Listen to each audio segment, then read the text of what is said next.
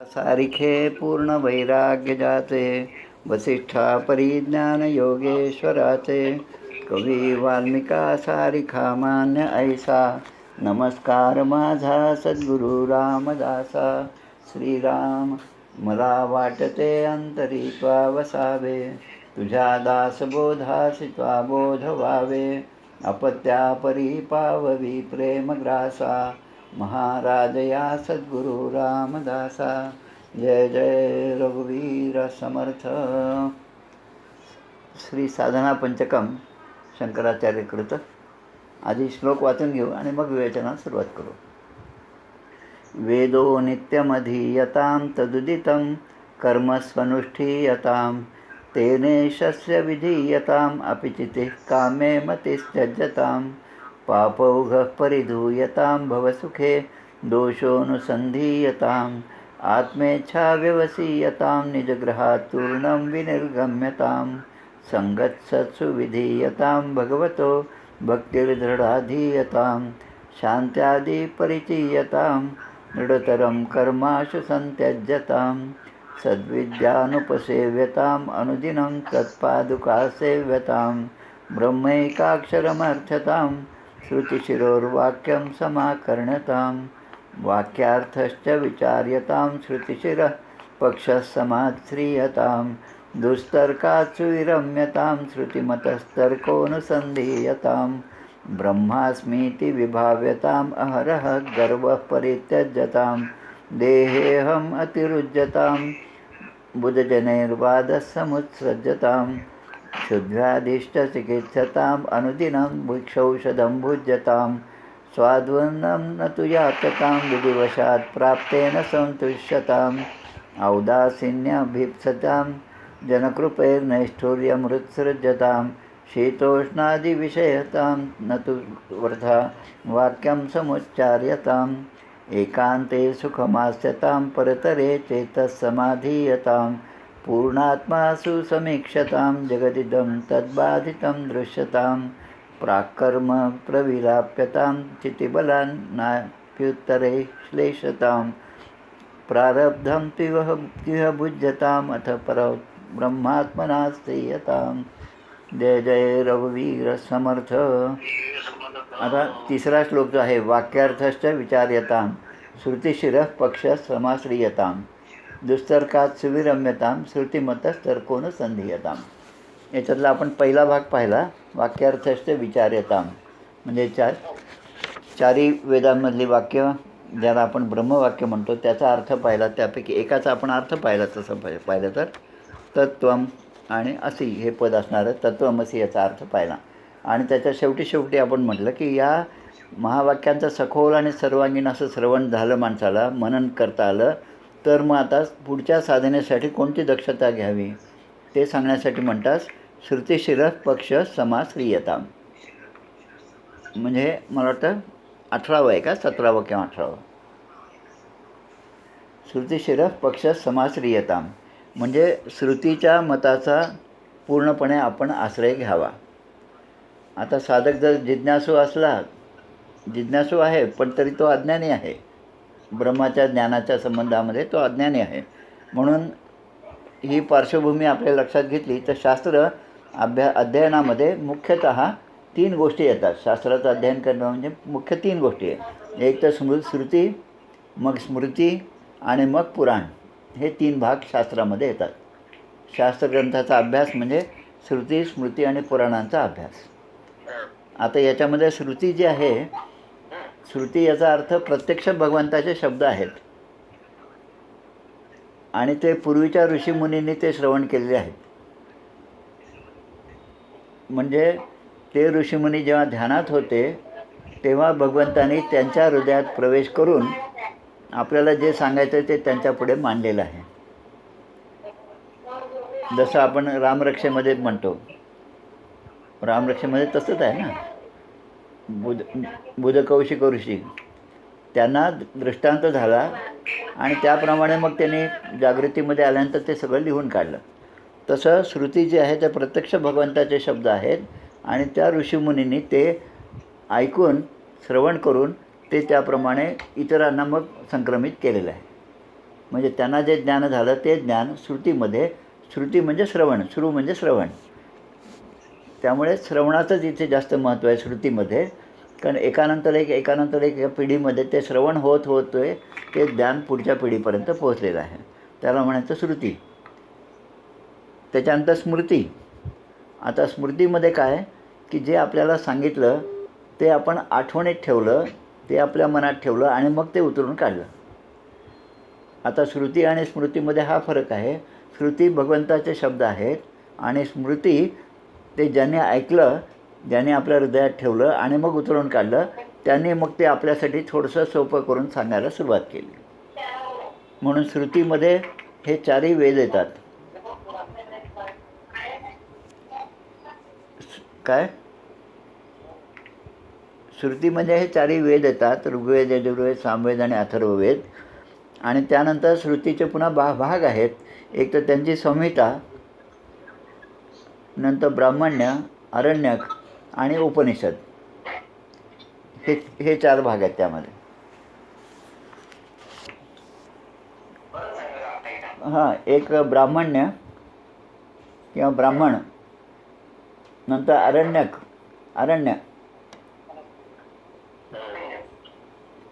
हां आरण्यक, आणि त्याच्यानंतर येतं ते उपनिषद. हां, असे हे चार भाग त्याच्यामध्ये येतात. आता या दोन्हीमधला फरक जो आहे श्रुती आणि स्मृती, हा फरक विशेष महत्त्वाचा आहे. श्रुती जी आहे अपौरुषेय आहे. अपौरुषेय म्हणजे कोणा एका व्यक्तीने सांगितलेलं नाही, पण ते भगवंताने सांगितले आहे. जो भगवंत मुळामध्ये निराकार निर्गुण असा आहे, त्यांनी ते शब्दांनी व्यक्त करून त्या ऋषीच्या मनामध्ये, हृदयामध्ये प्रगट होऊन ते ज्ञान त्या ऋषींना दिलं. त्याला म्हणायचं श्रुती, जे अपौरुषेय आहे.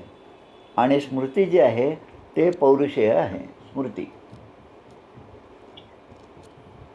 आता आपल्या दृष्टीने पाहिलं तर हे चार वेद सोडले तर बाकी सगळ्या गोष्टी ह्या स्मृतीमध्ये येतात. म्हणजे उपनिषद वगैरे जे आहे ना, हे सुद्धा मग त्यामध्येच येतात पुढे, त्या श्रुतीमध्ये भगवंतांनी सांगितलेल्या. मग उपनिषद आहे, आरण्यक आहे, ब्राह्मण्य आहे, हे सगळे भाग येतात. आता याच्यामध्ये पुन्हा पुढे चार गोष्टी महत्त्वाच्या आहेत की ह्या श्रुतींना श्रुतिशिर पक्ष समाश्रियता. म्हणजे शंकराचार्यांचं म्हणणं असं आहे की हा सगळा अभ्यास करताना श्रुती, स्मृती, पुराण, उपनिषद हे सगळे समोर आपले आहेत.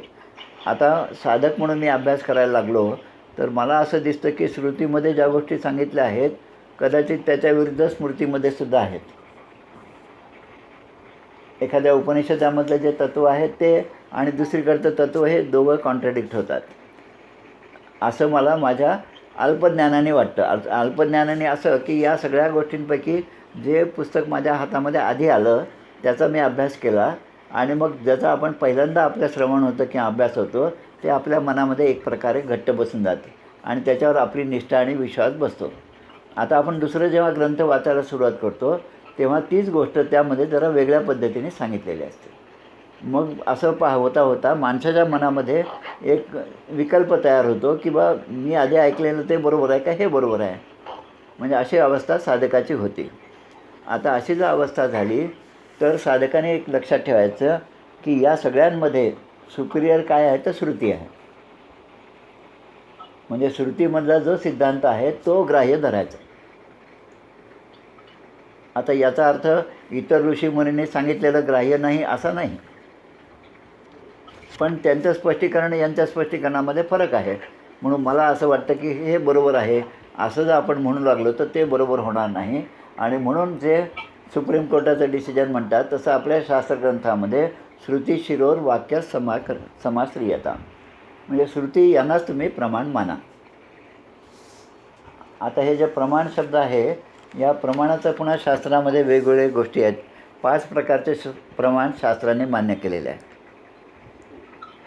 5 प्रमाण. एक प्रत्यक्ष प्रमाण,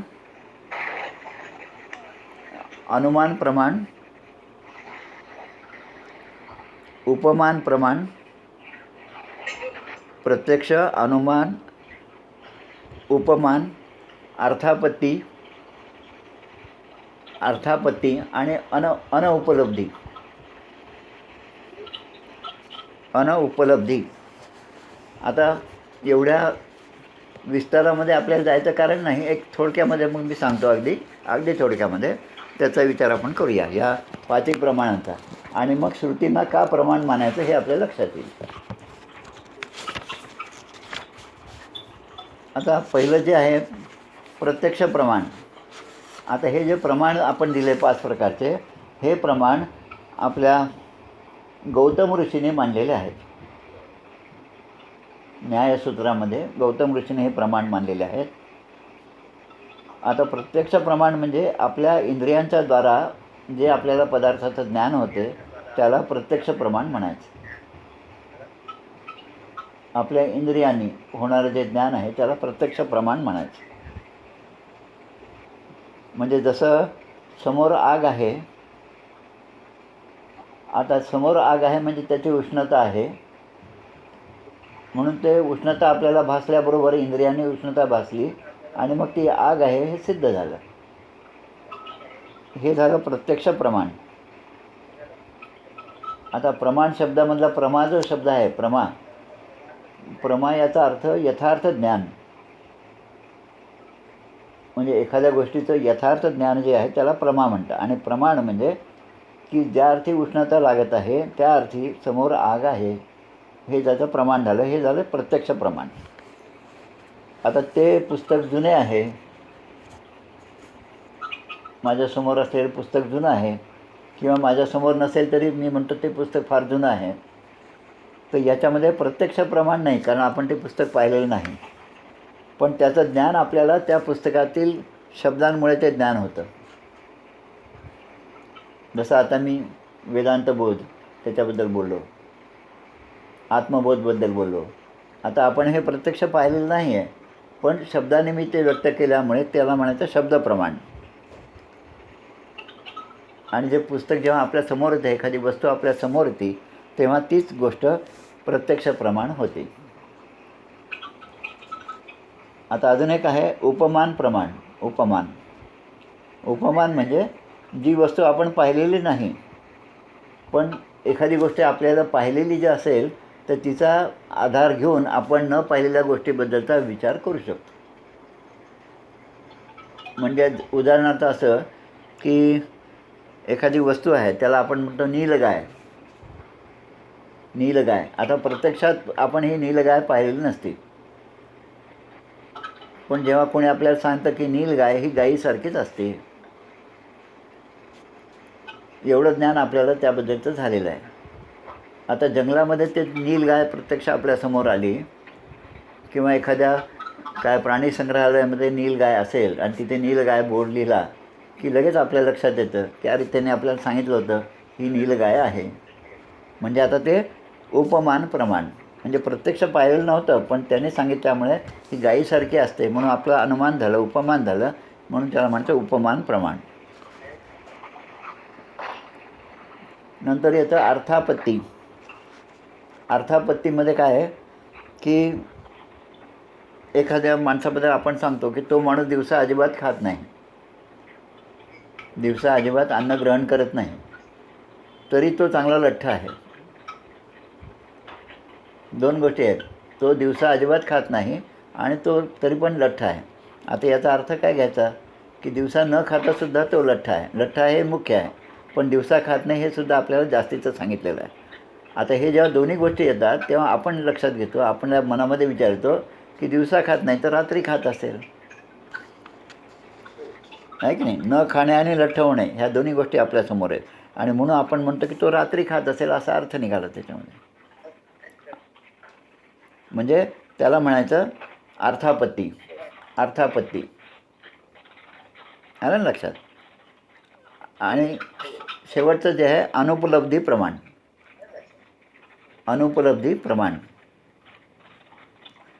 म्हणजे एखादी गोष्ट ती वस्तू नाही आहे, पण त्या वस्तूच्या अभावाचं ज्ञान आपल्याला आहे. वस्तू समोर नाही आहे पण तिचा अभाव आहे हे नक्की आपल्याला समजतं. त्याला म्हणायचं अनुपलब्धी प्रमाण, उपलब्ध नसलेले असं प्रमाण देऊन आपण ते गोष्ट सांगतो. अशी ही 5 प्रमाण सांगितलेली आहेत, हे गौतम ऋषीच्या न्यायसूत्रामध्ये दिलेली आहेत. आता आपल्या श्रुतिशिर पक्ष समाश्रियता, म्हणजे आता ह्या परब्रह्माबद्दलचं जे तत्त्वज्ञान आहे ते कोणत्याही प्रमाणाने सांगता येत नाही. हे 5 जे आहेत त्या प्रमाणाने सांगता येत नाही.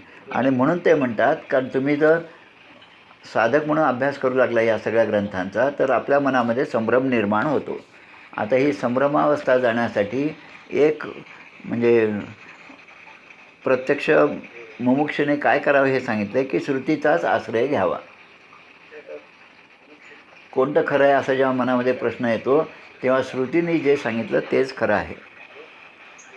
म्हणून श्रुतिशिर पक्ष समाश्रियता, म्हणजे वेद प्रतिपादित जो सिद्धांत आहे त्यालाच आपण मान्य केलं पाहिजे. आता बरेच काही सिद्धांत सांगतात, द्वैत आहे, विशिष्टाद्वैत आहे, सांख्य आहे, न्याय, मीमांसा, पतंजलीचा पण सिद्धांत आहे, बौद्धांचा सिद्धांत आहे, जैनांचा आहे. हे सगळं आपण जर पाहत बसलो तर आपल्या मनामध्ये पुन्हा ते कन्फ्युजन तयार होतं. आता ते कन्फ्युजन आपल्या अज्ञानाने तयार होतं, पण हे ज्या ऋषीमुनीने सांगितलं ते तेवढेच मोठे आहेत. तो त्यांचा दोष नाही, तो आपला दोष आहे. म्हणून आपल्यामध्ये होणारा जो गोंधळ आहे वैचारिक, तो थांबवण्यासाठी आपण एक लक्षात घ्यायचं की एक आपल्याला सगळ्यात मुख्य म्हणजे श्रुतीने सांगितलं का, तर हो, ते आपण ग्रहण करायचं. म्हणजे कोणताही सिद्धांत या ऋषीमुनींनी सांगितला, कोणाचा लहान आहे किंवा कोणाचा मोठा आहे असा त्याचा अर्थ असणार नाही. पण साधक हा जिज्ञासू आहे, पण तो अज्ञानी आहे, आणि म्हणून हा संभ्रम निर्माण झाला. आणि तो दूर होण्यासाठी श्रुतिशिरो वाक्य जे आहे पक्ष समाश्रियता. आता याबद्दल एक आचार्य निर्णय देतात या सगळ्या ग्रंथाच्याबद्दल, शंकराचार्य. त्यांचं हे जे श्लोक आहे तो अत्यंत महत्त्वाचा आहे. आपण बऱ्याच ठिकाणी हा श्लोक ऐकलेला असतो. अर्धश्लोकेन प्रवक्ष्यामि, अर्धश्लोकेन प्रवक्ष्यामि यदुक्तं ग्रंथकोटिभिः, अर्धश्लोकेन प्रवक्ष्यामि यदुक्तं ग्रंथकोटिभिः ब्रह्मसत्यं जगन्मिथ्या, ब्रह्मसत्यं जगन्मिथ्या जीवो ब्रह्मैव नापरः, जीवो ब्रह्मैव नापरः. अरे लक्षात आलं? अर्धश्लोकेन प्रवक्ष्यामि, इतके हजारो ग्रंथ, कोटी ग्रंथ माझ्यासमोर आहेत शंकराचार्य म्हणतात. आणि त्या सगळ्या ग्रंथामधनं एक म्हणजे नवनीत जे आहे तेच आपल्याला सांगतात की ब्रह्मसत्यम जगन्मिथ्या. या सगळ्यांचं सांगण्याचं एकच तात्पर्य ब्रह्मसत्यम जगन्मिथ्या. आणि म्हणून ते म्हणतात अर्धश्लोकेन प्रवक्ष्यामि. अर्ध्या श्लोकामध्ये या सगळ्या ग्रंथाचं सार मी तुम्हाला सांगतो. ते एकच की ब्रह्मसत्यम जगन्मिथ्या आणि जीवो ब्रह्मैव नापरः, म्हणजे जीवसुद्धा नाही आणि ब्रह्मसुद्धा नाही. म्हणून ब्रह्म एकच सत्य आहे आणि त्या व्यतिरिक्त जे काय आहे ते सगळे असत्य आहेत. आणि म्हणून पुढे एक अजून छान शंकराचार्यांचा श्लोक दिला त्यांनी, तावत गर्जन्ति शास्त्राणि जंबुका विपिने यथा न गर्जन्ति महाशक्तिः यावत वेदांत केसरी. याचा अर्थ काय की तावत गर्जन्ति शास्त्राने, म्हणजे इतर सगळे शास्त्र जे आहेत ते आपलं मत मांडतात, पण जेव्हा श्रुती समोर येते तेव्हा ते सगळे शांत बसतात.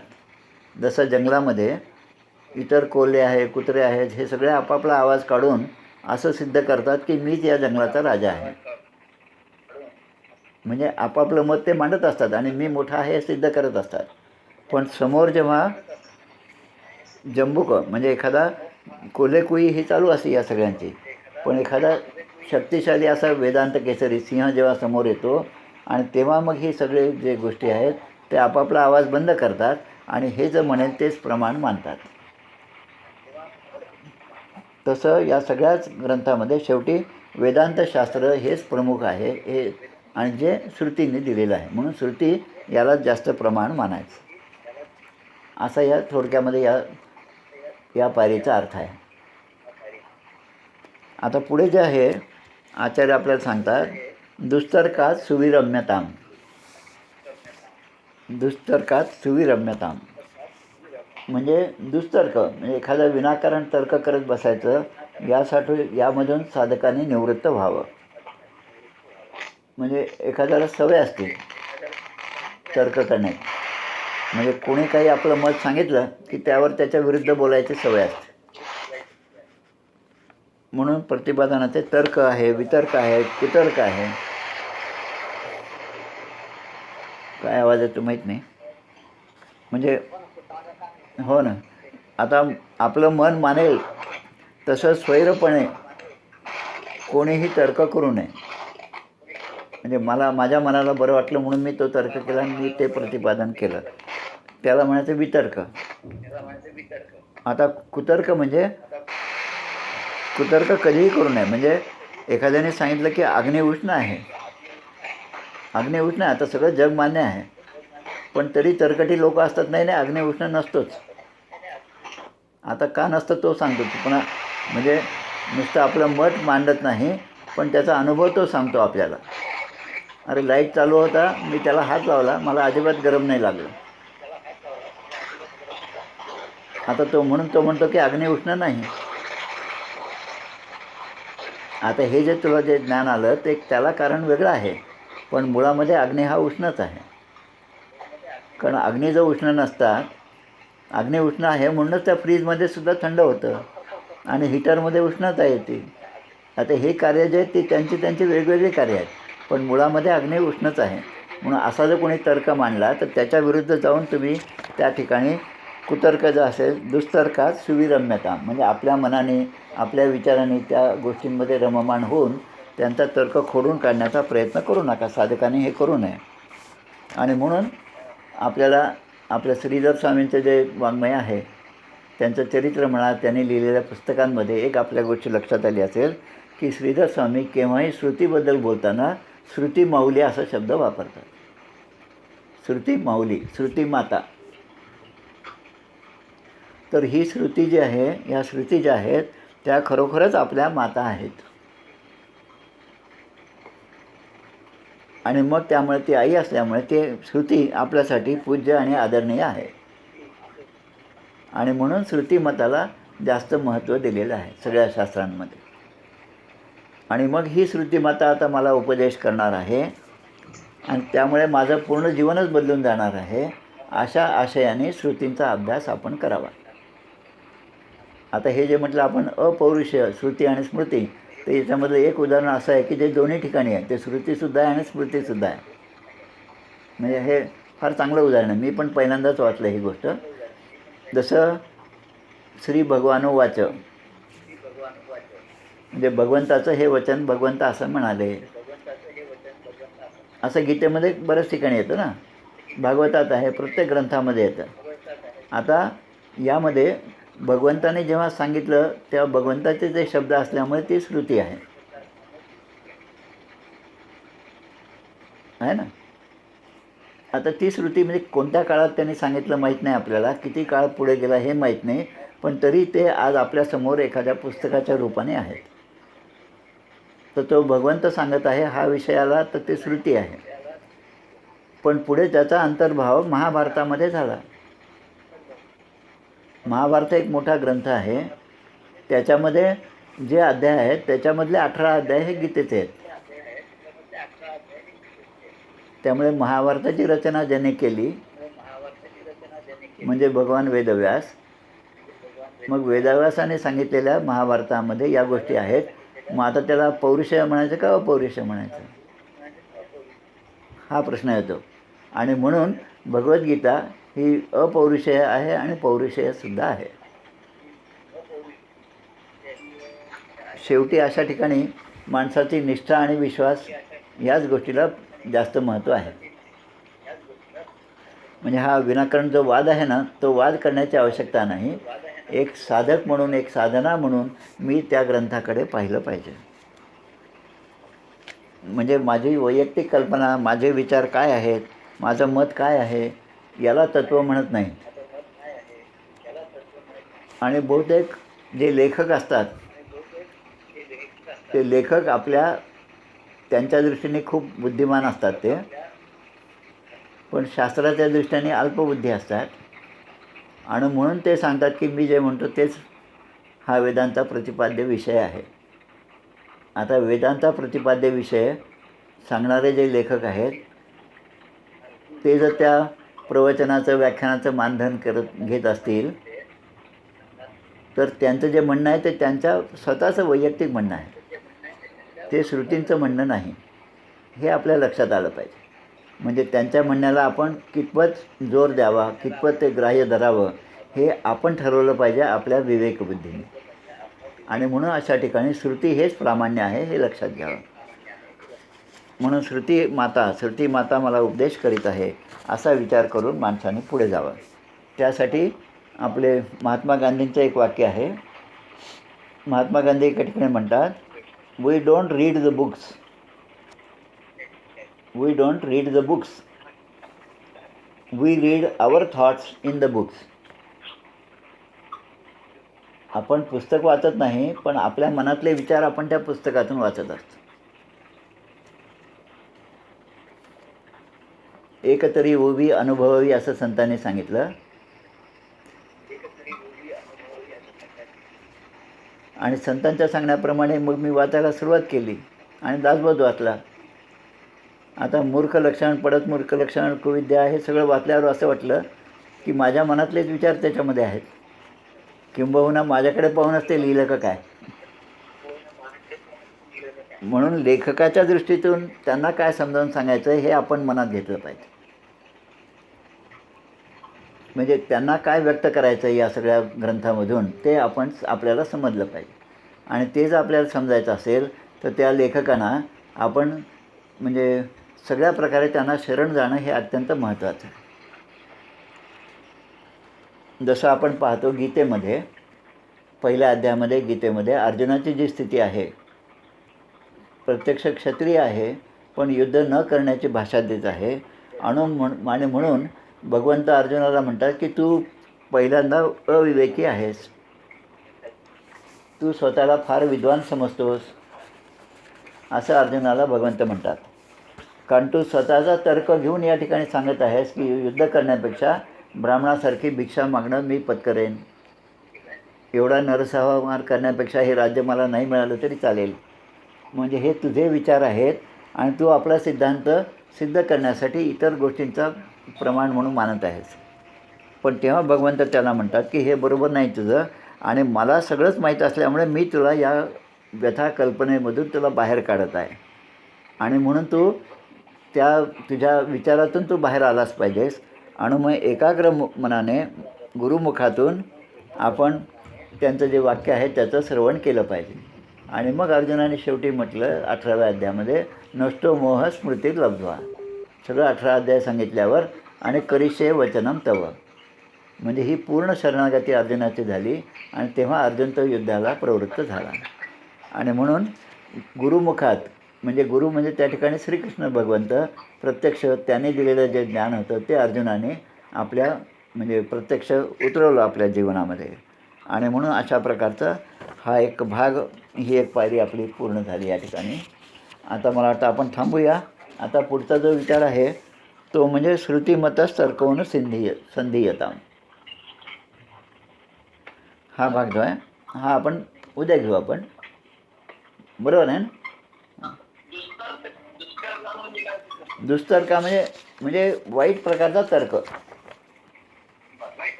तर्क म्हणजे उगीच तर्क करायचा. आपण तर्कटी माणूस जसा असतो की तो चांगल्या दृष्टीने विचारच करत नाही कुठल्याही गोष्टीचा. दुष्तर्कात म्हणजे समर्थ शिवाजी महाराजांचे गुरुच नव्हते, याला म्हणायचं दुष्तर्क. आता त्यांनी कधी काही अभ्यास केलेला नसतो, पण स्वतःचं मत, पूर्वग्रह म्हणजे दूषित असं जो मनातले विचार आहेत ते व्यक्त करण्यासाठी, आणि म्हणून तो हे व्यक्त करतो. मग आता अशा माणसाशी आपण जास्त नादी लागू नये साधकांनी. दुष्तर्कात सुविरम्यताम, कारण सुविरम्यताम याचा अर्थ तो आपले विचार जे आहेत त्याच्यामध्येच रममाण झालेला आहे कल्पनेमध्ये. आणि त्याप्रमाणे तो बोलत असतो. आणि मग त्याच्या मागे लागलं तर आपल्याला धोका आहे साधकाच्या दृष्टीने. म्हणून अशा गोष्टींच्या, अशा माणसाच्या विचारांमध्ये आपण साधकांनी वाहून जाऊ नये. म्हणजे आपली जी शांतता आहे ती भंग पावणार नाही आणि आपला साधनेचा मार्ग जो आहे तो व्यवस्थितपणे चालू राहील. म्हणून जे आधी सांगितलं ना, जे की ज्या ठिकाणी तावत गर्जंती शास्त्राणी जंबुका विपिने यथा न गर्जंती महाशक्ती यावत वेदांत केसरी. म्हणजे आपला मुख्य जो तत्त्वज्ञान आहे त्या तत्त्वज्ञानाशी आपण दृढ राहायला पाहिजे. ते जर आपण सोडून यांच्या गोष्टीकडे लक्ष द्यायला गेलं तर मग आपली शांतता ढळते. आणि म्हणून कोणाचं किती ऐकायचं याच्यासाठीही मर्यादा आहे. शेवटी आपल्याला ऐकायचं असेल त्या श्रुतीचं ऐकायचं. जसं आपले नानासाहेब देव म्हणतात की आपले आईवडील जे सांगतील ते मुलाने ऐकायचं. त्या दृष्टीने श्रुती जे सांगते ते आपण ऐकलं पाहिजे. आणि म्हणून श्रुती ही आपली माता आहे. आईचं सांगणं जे आहे ते प्रमाण. आई म्हणत असेल जाऊ नको तर जाऊ नको. आई म्हणत असेल हे कर आणि तू केलंच पाहिजे तर आपण ते केलं पाहिजे. म्हणजे श्रुतीलाच आपण प्रमाण मानलं पाहिजे.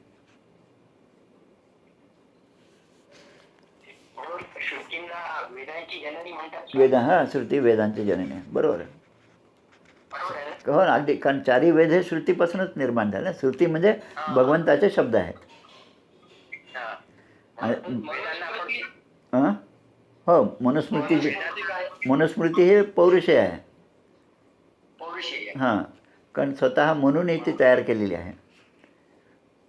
आता आपण तेच मी आत्ता मगाशी जसं बोललो की ह्या गोष्टी आपण जर आणून वाचल्या, मनुस्मृती माझ्याकडे पण आहे एक त्याचं विवेचन. आता ते जर आपण वाचलं आणि इकडे दुसरं गीता वाचत बसलो, ज्ञानेश्वरी वाचत बसलो, असे वेगळे ग्रंथ वाचले तर संभ्रम माणसाच्या मनामध्ये निर्माण होतो. आणि म्हणून एक आपल्यामध्ये नक्की पाहिजे की एक ग्रंथ आपण घ्यावा, एक ग्रंथ त्याला प्रमाण मानायचं आणि त्याप्रमाणे आपण आता म्हणजे जसं माझा अनुभव सांगतो की नागपूरला एक जण होते, त्यांना ज्ञानेश्वरीवरची जास्त भक्ती होती आणि 10-20 वर्षापासून ज्ञानेश्वरी वाचत होते. आणि मग ते म्हणतात की मी जर ज्ञानेश्वरीचा अभ्यास करत असेल तर मला दासबोधाचा अभ्यास का करायचा, हे मला तुम्ही पटवून द्या, नंतर मग मी तुमचा अभ्यास करायचा की नाही ठरवतो.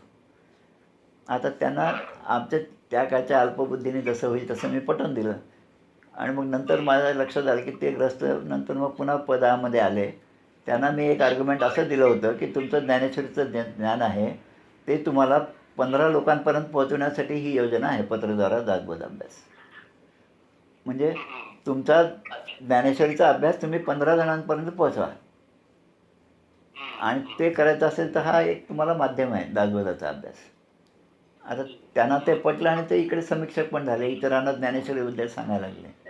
पण हे होता होता त्यांना दासबोधही समजायला लागला ना. हां, म्हणजे आधी जे त्यांना वाटत होतं की हे नको, माझं जे आहे तेच बरोबर आहे, असं नसून ज्यांना दुसऱ्यांना काहीतरी सांगायचं आहे त्यांनी हजारो ग्रंथ वाचले पाहिजेत. आणि ज्यांना दुसऱ्याचे काही संबंध न ठेवता आपलीच उन्नती करायची असेल त्यांनी त्यांचा मार्ग मोकळा आहे. त्यांना सगळ्या गोष्टी वाचायची गरज नाही. म्हणून एक सांगितलेलं आहे शास्त्रामध्ये की आत्महत्या करायची असेल तर 1 तासने पुरे. बरोबर आहे की नाही. आत्महत्या करायची असेल तर 1 तासने पुरे. पण युद्धच करायचं असेल तर अनेक शस्त्र माणसाला त्याचं ज्ञान पाहिजे. म्हणजे इतरांना सगळं समजावून सांगताना सगळ्या ग्रंथांचा अभ्यास पाहिजे. आणि स्वतःच्या उन्नतीसाठी असेल तर 1 ग्रंथसुद्धा पुरे आहे,